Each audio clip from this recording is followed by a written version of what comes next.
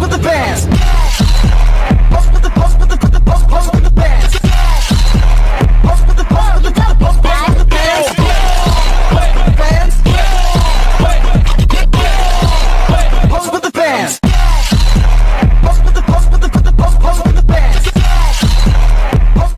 Kita ke informasi selanjutnya, pemirsa. Menteri Koordinator Bidang Perekonomian Erlangga Hartarto melaporkan kepada Presiden Joko Widodo soal progres penyelesaian proyek strategis nasional pada Kamis kemarin.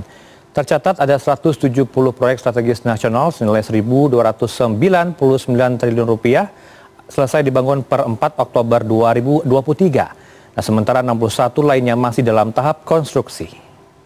Nah, kalau kita lihat di tahun 2023 ini, kita lihat sampai dengan 4 Oktober ada 17 proyek yang nilainya 259,41 triliun.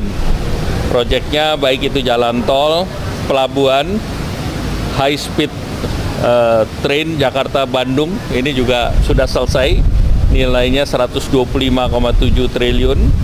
Kemudian LRT 29,9 triliun, kemudian berbagai kawasan industri, berbagai bendungan, dan jalan tol Cinere Jagorawi, Serpong Cinere, dan tol Pasuruan.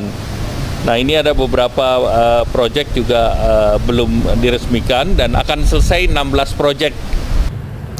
Politik dan strategi nasional merupakan bagian penting dalam sistem kenegaraan Republik Indonesia. Keduanya menjadi alat utama dalam mencapai tujuan nasional, seperti yang terkandung dalam pembukaan Undang-Undang Dasar 1945 Alinea keempat. Tujuan tersebut meliputi melindungi segenap bangsa dan seluruh tumpah darah Indonesia, memajukan kesejahteraan umum, mencerdaskan kehidupan bangsa, dan ikut serta melaksanakan ketertiban dunia yang berdasarkan kemerdekaan, perdamaian abadi, dan keadilan sosial.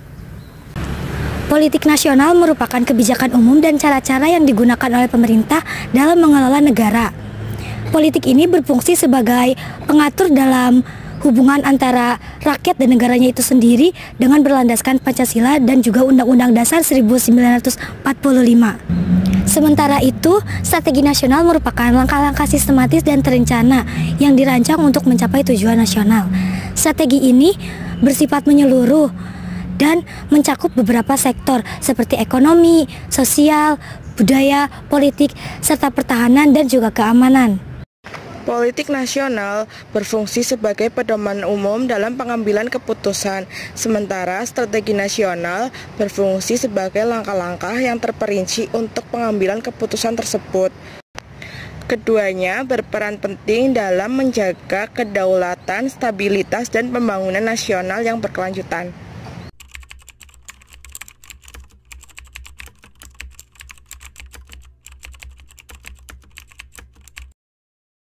Selama 5 tahun ke depan, PSN 2025-2029 dibagi ke dalam beberapa poin, dimulai dari program utama makan bergizi gratis, program swasembada pangan, program swasembada energi, program swasembada air, program hilirisasi, pembangunan infrastruktur, hingga program pembangunan manusia. Dari total PSN yang ditetapkan, hampir setengahnya akan melibatkan swasta. Sebanyak 36 perusahaan swasta diinformasikan.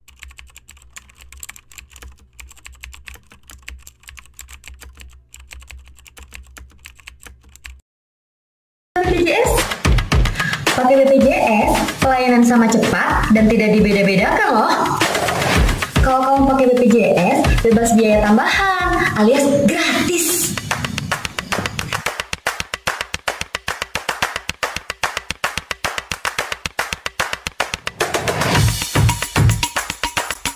Kualitas obat yang dijamin BPJS juga oke loh dan dijamin kualitasnya.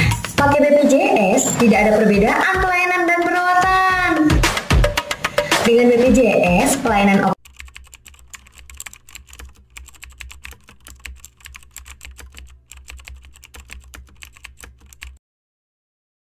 nanti silahkan cek aja link di deskripsi video ini.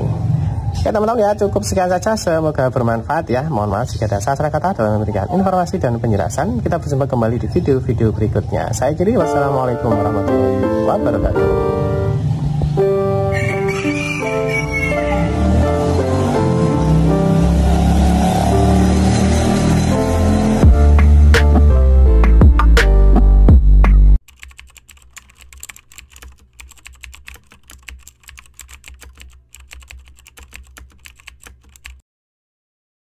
Pemirsa, pemerintah memastikan penyaluran bantuan sosial mengacu pada data tunggal sosial ekonomi nasional agar bansos lebih tepat sasaran.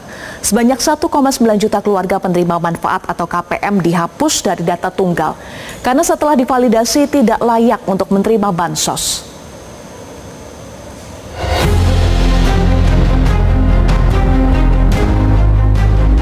Pemerintah memastikan penyaluran bantuan sosial atau bansos pada triwulan 2 tahun 2025 akan mengacu pada data tunggal sosial ekonomi nasional agar bansos lebih tepat sasaran. Menteri Sosial Saifullah Yusuf mengatakan, politik dan strategi nasional memiliki peran penting dalam mencapai tujuan negara. Dengan politik nasional sebagai pedoman kebijakan dan strategi nasional sebagai implementasinya. Keduanya harus selaras agar pembangunan berjalan secara efektif dan berkelanjutan. Namun, pelaksanaannya mengalami dinamika kompleks sejak masa Orde Baru hingga pasca reformasi. Menghadapi tantangan ketimpangan perubahan, rendahnya partisipasi masyarakat, dan konflik ketimpangan. Studi kasus Pulau Rempang menyoroti pentingnya kepekaan terhadap aspek sosial dan budaya dalam pembangunan. Keberhasilan strategi dan politik nasional bergantung pada transparansi, partisipasi masyarakat, dan keadilan sosial. Mari kita jaga dan dukung bersama pelaksanaan politik dan strategi nasional sebagai wujud tanggung jawab kita sebagai warga negara dalam membangun masa depan yang lebih baik. Dengan memahami arah dan tujuan politik serta strategi nasional, kita dapat berperan aktif dalam menciptakan stabilitas, memperkuat kesatuan, serta mendorong kemajuan di berbagai sektor kehidupan.